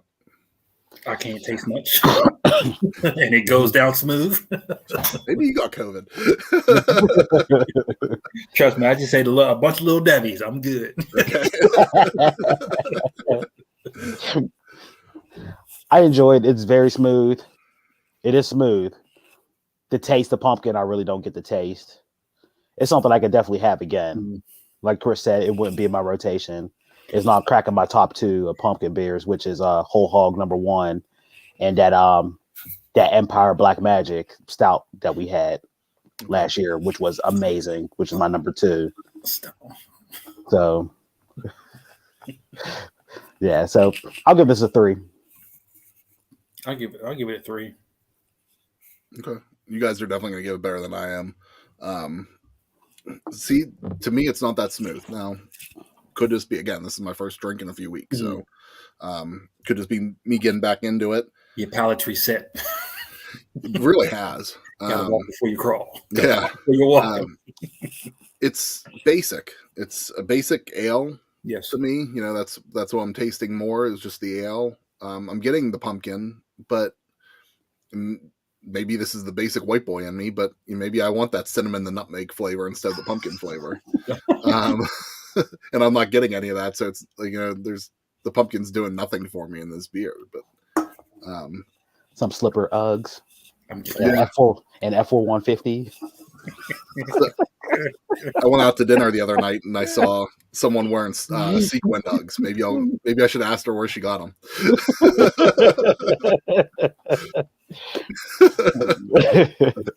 But yeah, no,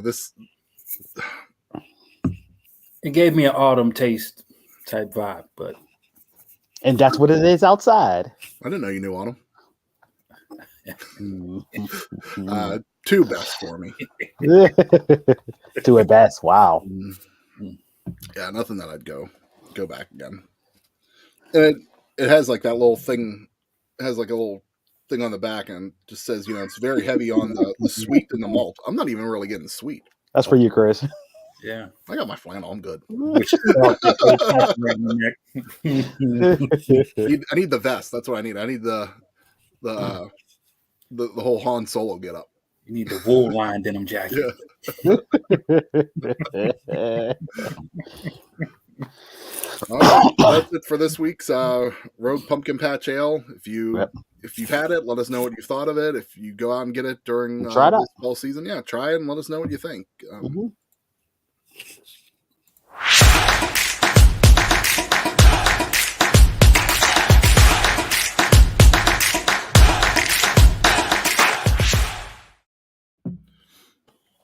Donald, any more signs that you've been seeing interesting? No, because the pregame is off now, so actually everything is running. Are we on the Michigan game now? Yes, So really, really big college football season, college football slate. A lot of ranked teams going up against each other. I'll run down some of the games. Number 15 NC State playing number 18 Syracuse. Number 8 Oklahoma State is playing number 13 TCU. Later tonight is number 7 USC versus number 20 Utah. Number 4 Clemson playing Florida State. They're not ranked, but it's supposed to be a good game. As of right now, Michigan, number 5 Michigan is up 3-0 on number 10 Penn State. In a game that I'm not really and then a game I'm really not involved in that's later today. Number 3 Bama versus number 6 Tennessee Volunteers. I don't really care who wins that game. So I didn't think you did. Yeah. You're playing wearing orange for the rest of the season. Hey, no more Tennessee talk. Season's over. Has there been a week the past few weeks that Dom hasn't worn orange on the show? This is brand new to me. This is you usually see Rocky Top in the back. You don't ever see him fully adorned. This is full out fandom now. Yeah, this is first time in a while that Tennessee's been good. So I'm sorry, the fandom is just coming out in me. I mean, if Steeler football wasn't this bad, going on, go, Dave. Yeah, long blue. Yeah, so let's hope for the win against Alabama. I'm a realist when it comes to football. We never beat Nick Saban team. Nick Saban is 15-0 against us. Again, I'm a realist in football. I want them to win, but I don't see it happening. I see like 31-24 Alabama. It's all about the orange. Yeah, his football team's orange and the ladies he likes are all in orange. Yeah, so that's college football. NHL season started last week. Good. So it's good to see hockey back, especially up here in Pittsburgh. Penn's kicked off. Chris, you're the Penguin person here. Penn's kicked off the season on Thursday. Won 6-2 against the Coyotes. Hey, it was the season opener and the home opener at the same time. So, wish I would have actually went to that because it seemed like a good game. We'll see how they look this year. Their next game's tonight against Tampa. So, too early in the season to say. I mean, everybody's talking about how the hype going around the team being back together again, and I personally, when we previously talked, whenever they got kicked out of the playoffs again in the first round again, I thought there was going to be a lot of changes this offseason, and there really weren't. So we'll see. We'll see how this team does this year. Is it going to be business as usual, or does new management have a new formula in play that they think will actually be able to get them further in the playoffs? Yeah, we talked about it before. If you bring back the exam sack, the exam same team, what's going to change? Yeah. What's going to change? Playoffs, and that's all you want. What's it going to be? This is going to be another first round exit for the 5th season in a row? Listen, we already have one ownership in Pittsburgh that doesn't give a shit about where the team goes. I feel like at least the previous ownership gave a shit, on where the team was going and wanted a winning team. It's an older team now, and for hockey, it's an older team. Yes. Crosby still got some years left on him. How many? We'll see. But I don't know. It's going to be interesting. I am interested in seeing what happens because if they did, because that was a big thing that they wanted to bring this team back. If they bring it back and it does the same exact thing that it did before, or are they going to change it up next season? We'll see. Because a few people signed longer contracts this year, so we'll see what they do with this. And I'm hoping something changes. And I don't know. There wasn't enough that I saw to change, but maybe something will click different this year. We'll see. Yeah, we'll see. It's too early right now. Yeah, well, we have like 70 something, 80 something games left. So it's October 15th, and we won't be talking about playoffs until May. So yeah, after March Madness. Yeah. Also, MLB playoffs still going on and everything. Dodgers 111 win team is one game away from elimination. So let's go Padres. I'm tired of seeing the Dodgers in the NLCS. Phillies beat the Braves yesterday, so they're one game away from the NLCS. So go Padres, go Phillies. See something different this time. Guardians tied it up with the Yankees yesterday, 1-1.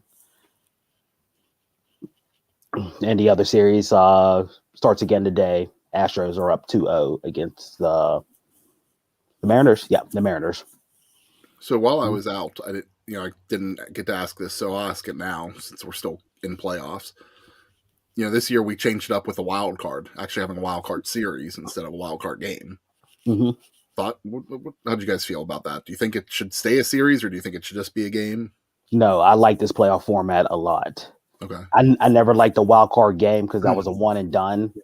For that, you should never even have it. You should just have the one wild card that they had for years. Just automatically just go into the division series. So I like this wild card round because it's only a 3-game series. So you got to win 2. Now this division series is best of 5.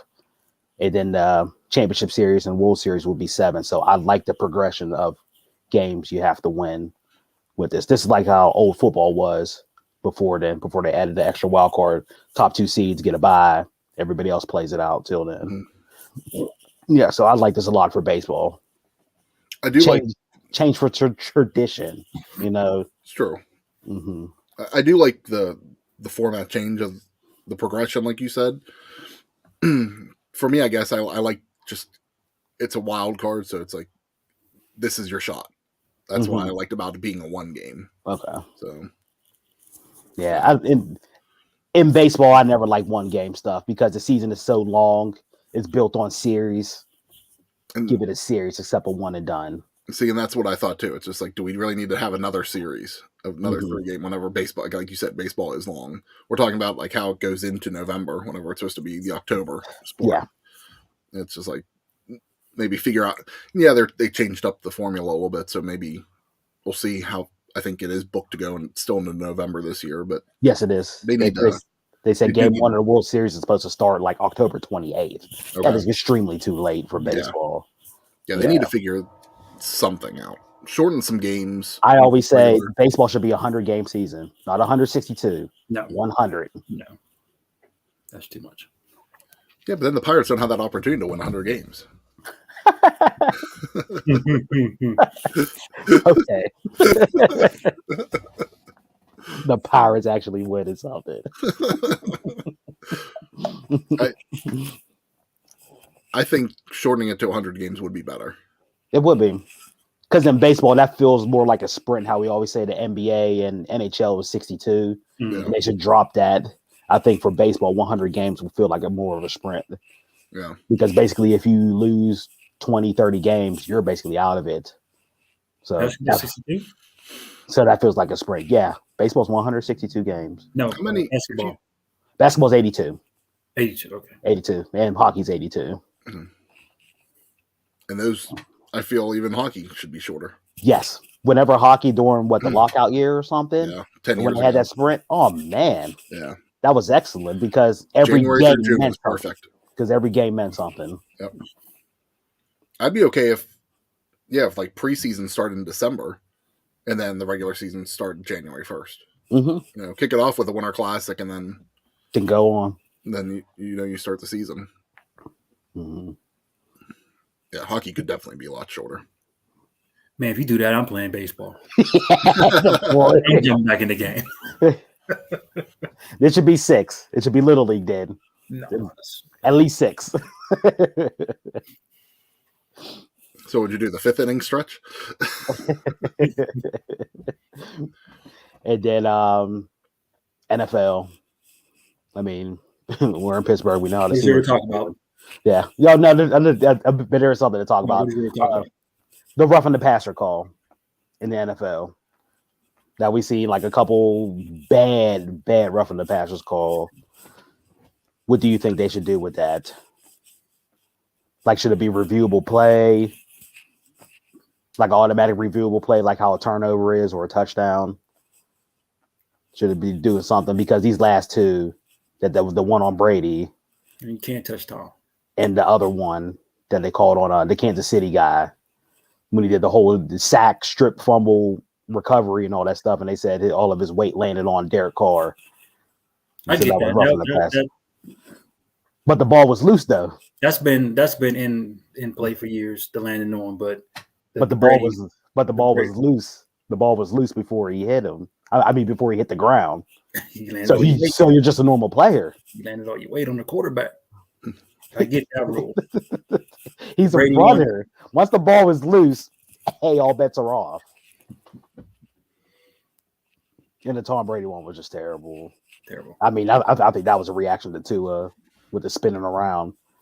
But it didn't matter because Patrick Mahomes the week before was spinning around and got slammed to the ground and nothing called on him. Mm-hmm. So yes, he's doing a slide. So yeah. So to me, I think they have to really look into this because it's costing people games like the Falcons did. Do-Rag is our only starting corner or only starting D-back, so I don't care about football at all. That game. What game tomorrow? About basically what game? I'll be waiting for House of Dragons tomorrow. Same.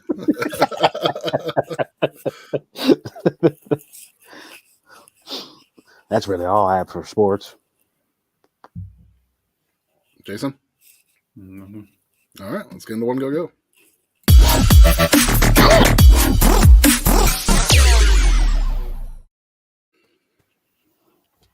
All right, coming off last week, we did best-selling video games in units. The top 2 voted were Tetris and Minecraft. I was actually surprised about Tetris. What do you guys think the fans voted off? Yeah, Minecraft, unanimous. It got to be Minecraft. It was Minecraft. A lot of votes this week. I didn't expect that. So thanks to everybody for voting, and getting out there on social media. Video games. Yeah. So Donald, this is your week. Go ahead and set it up. So yeah, finally it's Halloween time. My favorite time of the year. I had this for last year because I thought I had another go at it, but I didn't. So I'm doing old school supernatural movies. So these are probably the best supernatural movies that happened before 1990. We have The Exorcist, Pet Sematary, Poltergeist, and The Shining. Where do Jason, you guys want to start off and we'll work our way up?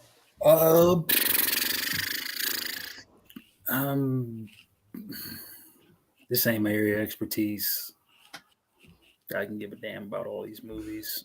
Let me kick off Pet Sematary. Just cause?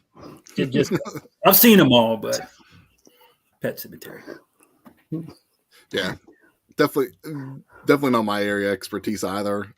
This is Donald's area. This is where Donald shines. So, but the one movie on here I remember watching, and hyped up. And Jason, this is your thing, that any movie that gets hyped up, it just never lives up to the hype.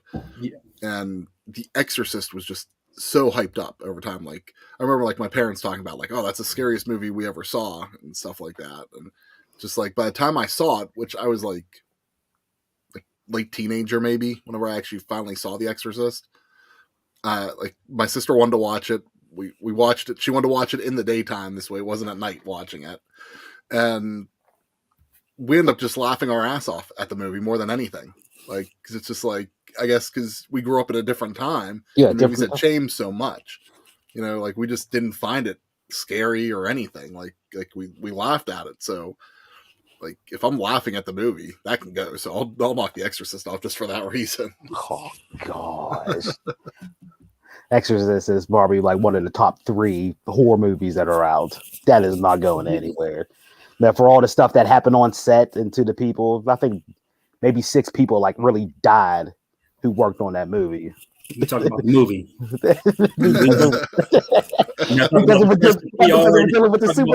Dealing with the devil stuff. Hey, look, Scary Movie ruined all this shit for me.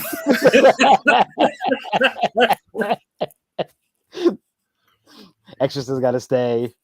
Pet Sematary definitely got to stay. The old man, just him talking about every theory possibly happened with the Pet Sematary was classic. Poltergeist. I mean, that was the first time, people were talking to TVs. Now TVs talk to us. And The Shining, that was like a one-man performance from Jack Nicholson. Yeah. They said they have acting classes about that movie because it was just like solo with facial expressions, this and that. I can see that. Yeah. But out of all of these, The Shining didn't hit it for me at all. Just for some reason, it just seemed like it was a man who had like the most extreme form of cabin fever, just talking to himself in the big hotel. I mean, there was nothing really scary about it for me. Mm-hmm. There was a couple scenes that were good, wasn't scary. But yeah, The Shining has to go. I know I'm gonna get killed for this. I feel I need to go back and watch these. Yeah. I'm definitely gonna get killed for this. I mean, we all had something different there, so definitely we'll see what the fans think this week and kind of go from there. Mm-hmm. Ty said that The Shining can't go. He said those were fighting words. But he did pick Pet Sematary can go. So he agreed with Jason. And there's a lot more supernatural movies out there, but I feel like those were, for my time, those were like the 4 best. The best Halloween movie is The House. 2. With Catherine Zeta? No. The one with the glowing skull back in the 80s? How do I remember that? I don't know. Original Nightmare on Elm Street goes for me. That's in my top 10 of movies. When I think horror, I go either to Halloween or Nightmare on Elm Street, something like that. So I think I am actually going to go back and rewatch the Halloween's Donald. Like I said, the newer ones. The way that you're supposed to watch them in order now. Yeah. Okay. Yeah. So, you want to talk about that since we're talking about Halloween? Oh yeah, we could. Yeah, I won't give out no spoilers, but Halloween Ends came out yesterday, and I watched it right after work, and it was, for me, I did not like it at all. It made Halloween Kills look good, and Halloween Kills was bad. Yeah. But that's how far I'll go into it, because I don't want to spoil it for people, especially since it just came out. But yeah. All right, let's get into final thoughts.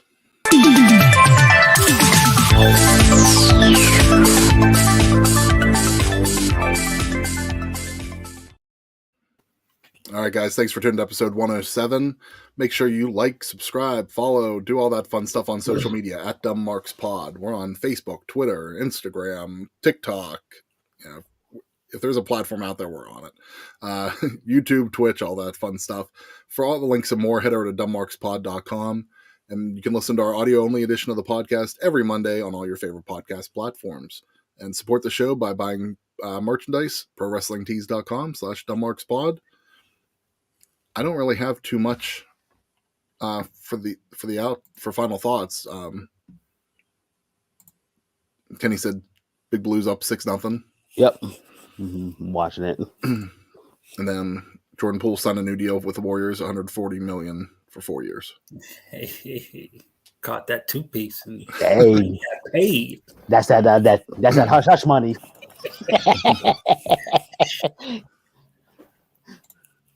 Ty likes the Alien franchise up there. Yeah, the first one, very much horror. Very, very much. Yeah. You guys got anything for final thoughts? I'm about to step out and do some basic shit. So, yeah, I got to go to a 3-year-old party. Okay. That's going to be fun. There you go. Ain't got kids and we doing kid shit. Yeah. Best uncles in the world. All right. Thanks to everybody for the comments. Comment section was on fire again this week. So we'll be back next Saturday. I won't be here, though. I'll be off next week. Hopefully Steve will be back next week. We'll find out Tennessee L. I got hot for that heat.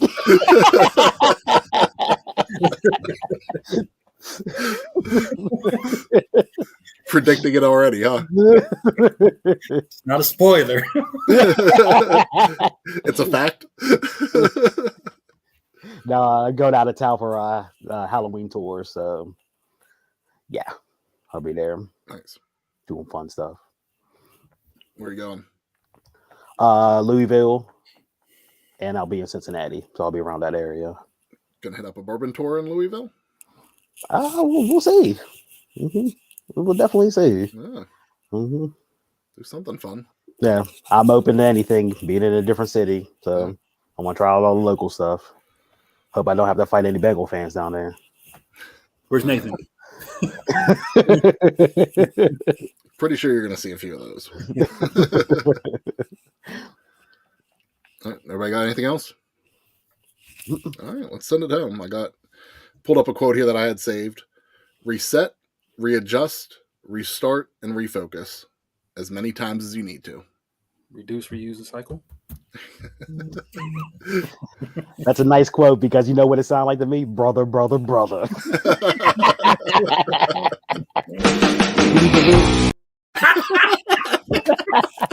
That was a total accident. I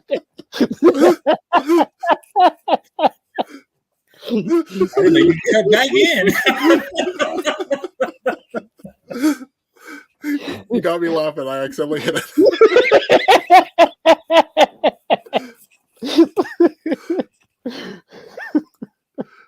Thanks, Kenny. Thanks for tuning in. Appreciate the support.